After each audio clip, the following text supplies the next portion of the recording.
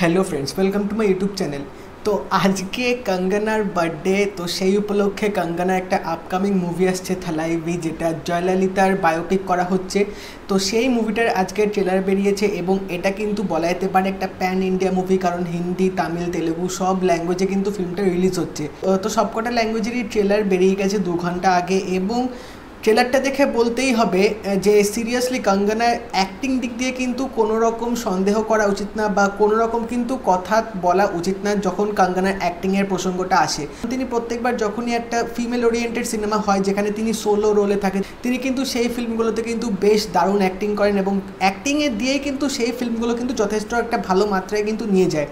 এবং এই ফিল্মটা যথেষ্ট স্পেশাল এবং যথেষ্ট একটা ভালো রকমের ফিল্ম করা হচ্ছে, কারণ এটা হচ্ছে ফার্স্ট অফ অল জয়ললিতার বায়োপিক।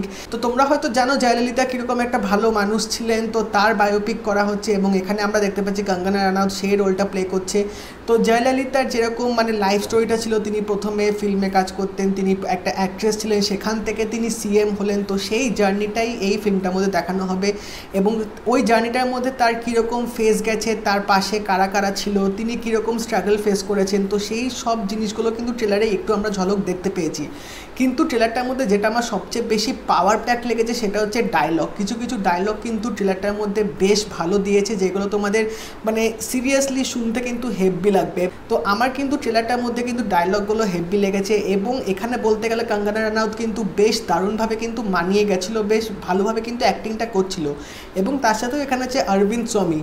কিন্তু সবচেয়ে বড় যেটা মেন ইউএসপি সেটা হচ্ছে বিজেন্দ্র প্রসাদ, যে বজরঙ্গি ভাইজান, বাহুবলী ফিল্মে কাজ করেছেন, লিখেছেন, তিনি এই ফিল্মটার সাথেও যুক্ত আছে। তো আশা করা যেতেই পারে যে আমরা হয়তো একটা ভালো বায়োপিক হয়তো পেতে চলেছি, কারণ যার উপর বায়োপিক করা হচ্ছে সে নিঃসন্দেহে খুব একটা ভালো মানুষ ছিলেন। তো আশা করাই যায় যে এই ফিল্মটাও হয়তো একটা পাওয়ার প্যাকড বায়োপিক হতে চলেছে, এবং কঙ্গনা রানাউত হয়তো খুব ভালো অ্যাক্টিং করবে। যদিও বা ট্রেলারটা কিন্তু দারুণ প্রমিসিং লেগেছে, এবং ফিল্মটা আসলেই বোঝা যাবে যে ট্রেলারটা যতটা ভালো লেগেছে ফিল্মটা অতটাও ভালো হয়েছে কি না। তবে আরেকটা কথা বলে রাখি, আমি হিন্দি ডাবিংয়ের ট্রেলারটা দেখলাম, তো হিন্দি ডাবিংয়ে কিন্তু বেশ ভালোভাবে কিন্তু এখানে ডাবিংটা করা হয়েছে, যেভাবে ওয়ার্ডগুলো ইউজ করা হয়েছে এবং যেভাবে ভয়েস মডুলেশন টোন দিয়ে এবং যে ভয়েস আর্টিস্টটা দিয়ে এখানে ডাবিংটা করা হয়েছে, আমি জানি না কঙ্গনা রানাউতের এই হিন্দি ভয়েসটা এখানে ইউজ করা হয়েছে কিনা, সেটা আরেকটু ঠিক করে দেখলে হয়তো বুঝতে পারবো।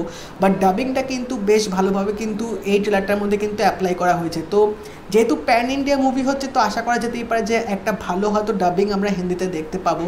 তো এবার দেখা যাক কী হয়। তোমরা যারা ট্রেলারটা দেখে নিয়েছো আমাকে অবশ্যই জানিও তোমাদের ট্রেলারটা কেমন লাগলো, কী এক্সপেকটেশনস আছে আমাকে অবশ্যই কমেন্ট সেকশনে জানাবে।